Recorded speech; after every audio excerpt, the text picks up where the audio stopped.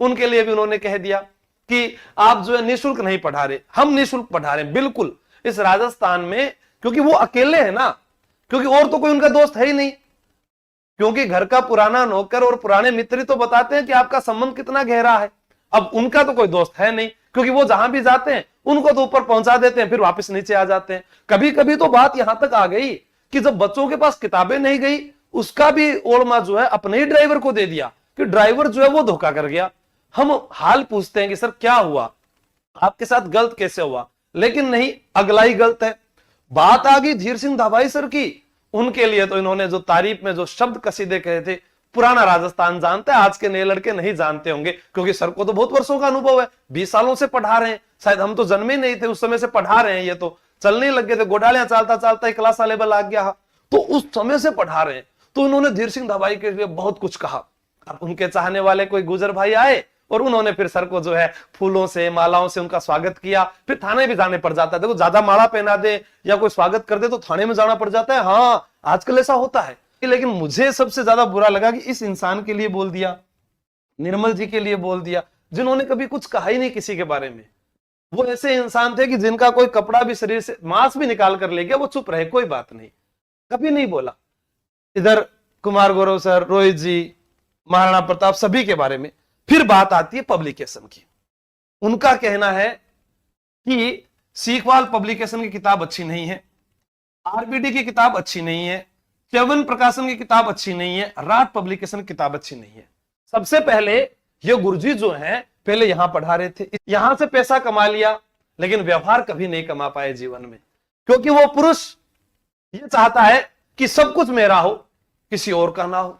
फिर उसके बाद जब बात आई गौरव घानीराव सर की, आई एम रेडी, शिक्षा का निःशुल्क, भैया यूट्यूब पर जितने भी टीचर पढ़ा रहे हैं सभी निःशुल्क ही पढ़ाते हैं, ऐप के ऊपर कोई चार्ज ले रहा है।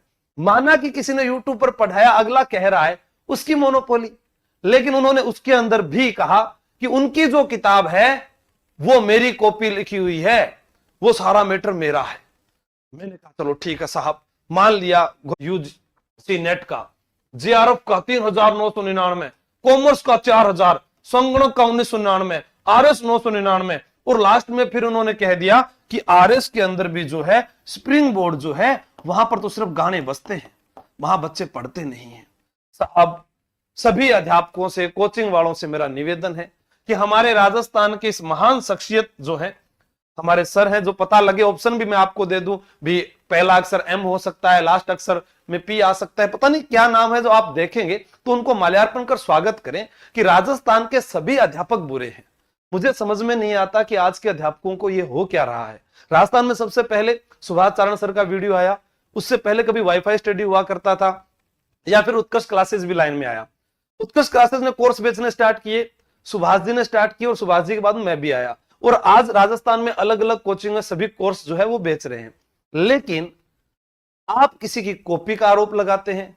अब कहने वाली बात है कि जब जियोग्राफी की किताब किसी की आ रही है, कोई ये कहे कि इसका कॉपी का कंटेंट कर लिया, भाई साहब आप डाटा कहां से लाए? किताबों से लिया। एक तरफ से बात करते हैं विद्यार्थी हित की, मैंने भी कह दिया और मैं फिर कह रहा हूं, मेरी कोई, हम तब 2.5 किलो के थे, 60, 80, 100 किलो के हो गए, जाते समय 250 ग्राम होकर जाएंगे। पता नहीं क्यों ये ईर्ष्या, आखिर किस बात की?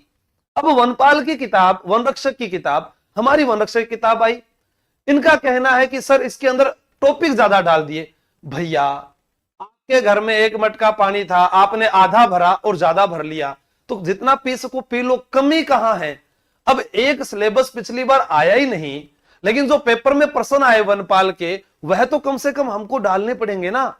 इस बार सिलेबस जारी हो गया, तो जारी हो गया तो मैटर तो सेम ही है, उसमें अलग क्या है? लेकिन इन्होंने लिखा क्या कि नहीं, इनकी सब किताब अच्छी है। सभी बच्चों से, सभी अध्यापकों से निवेदन है कि इनकी किताब के बारे में, इनके बारे में कभी बुरा मत कहें, क्योंकि ये राजस्थान के बेस्ट एजुकेशन अवार्ड लेने वाले हैं। अब ये अवार्ड भी कैसे मिलते हैं, लड़का भला कैसे जाने? किसी भी अखबार वाले या किसी भी कोच